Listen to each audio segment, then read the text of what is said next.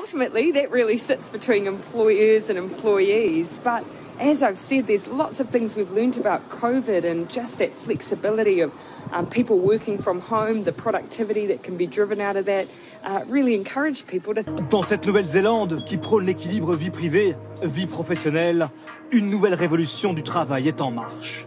Et il pourrait essaimer à l'étranger. Plus de 1500 entreprises de toutes les tailles et dans le monde entier disent actuellement étudier le concept. Anaïs, avec la semaine des 4 jours en Allemagne, c'est une idée qui avance. Oui, c'est l'idée du premier syndicat allemand, IG Metall, qui représente 2,3 millions de salariés en Allemagne. Selon une étude, ils sont 83% à préférer travailler plus pendant 4 jours pour conserver la même rémunération. Donc ils ont regardé cette expérimentation qui a été menée par Microsoft au Japon. Et là, on a passé les 2300 salariés à la semaine de 4 jours. Et c'est plébiscité par 92% d'entre eux. Et derrière, Microsoft vous dit extraordinaire. On a travaillé un jour de moins et sans perte de salaire et notre productivité a augmenté de 40%.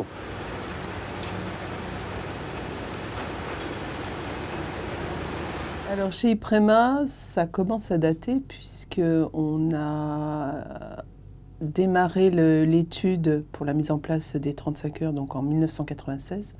On s'est fait accompagner par un consultant à l'époque spécialiste du sujet. La loi de Robien permet effectivement de passer aux 35 heures en 4 jours en bénéficiant d'une réduction de 10% de charges sociales.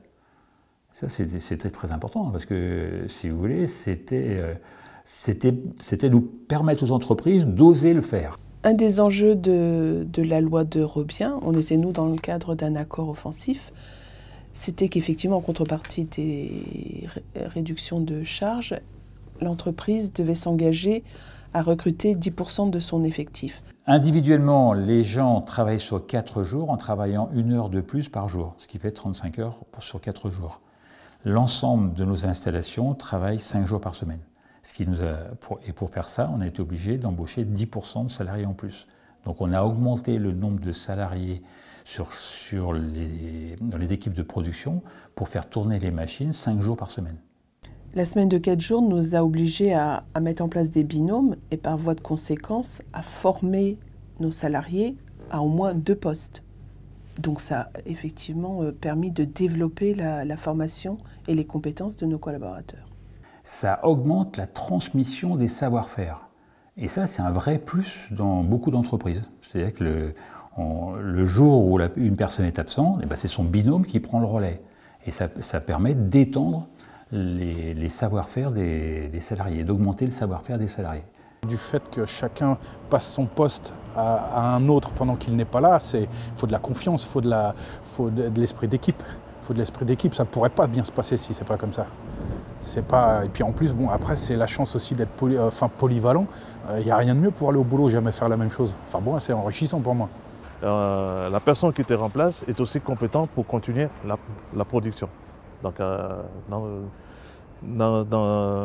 ce point de vue-là, il y a eu vraiment un impact positif. Avoir un binôme, c'est vraiment un moment d'échange en fait. Ça permet de pouvoir partager les dossiers et de pouvoir avoir toujours une continuité en fait dans le poste.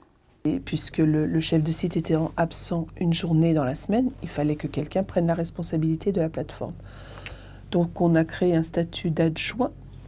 Cet adjoint, c'était une personne de la plateforme qui avait déjà plusieurs compétences. Il a fallu qu'il se forme au métier de chef de site et qu'il assume la responsabilité d'une équipe. Ah oui, tout à fait. Il y a eu un impact direct ou indirect, mais qui a permis à ce qui est l'ascenseur social chez Iprema.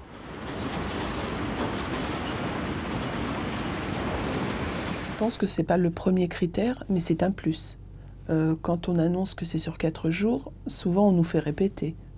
En fait, moi ça m'a été proposé lors de mon embauche et ça a été un choix, je pense un élément décisif à mon choix d'entreprise. Parce que je voulais vraiment concilier ma vie professionnelle et ma vie familiale. Moi, tout de suite, j'ai tout de suite capté le truc et je me suis dit, je vais prendre le mercredi pour m'occuper de ma fille. À l'époque, j'en avais qu'une. Je dis comme ça, 2 jours de boulot, repos, 2 jours de boulot, repos. Et je pourrais m'occuper de ma fille le mercredi et ça a bien marché. Souvent, on me dit, c'est quel jour où l'entreprise est fermée? Il y a aussi quelque chose de bien de s'arrêter le jeudi ou le mardi.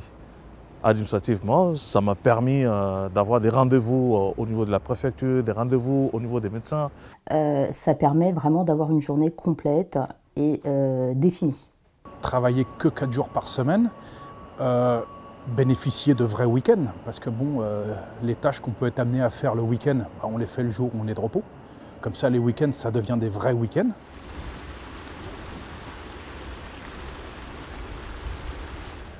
Alors bon, non, 25 ans après, c'est là. Et puis je pense que si on demande aux employés d'Iprema pour retourner en arrière, ça serait très difficile pour certains.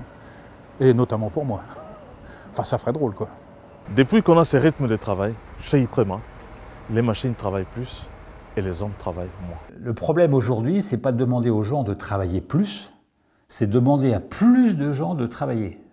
Donc dans notre entreprise, la semaine de 4 jours a permis de gagner 1 mois de temps de production par an. Et donc, actuellement, on vient de perdre, la crise sanitaire nous a fait perdre 2 mois de production. Et donc, avec la semaine de 4 jours, paradoxalement, on peut rattraper en 2 ans le temps de production perdu en 2 mois de crise sanitaire. Aux antipodes, l'une des dirigeantes politiques les plus populaires de la planète a été plébiscitée dans les urnes.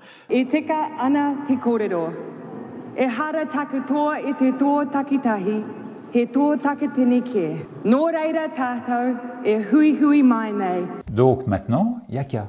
Thank you.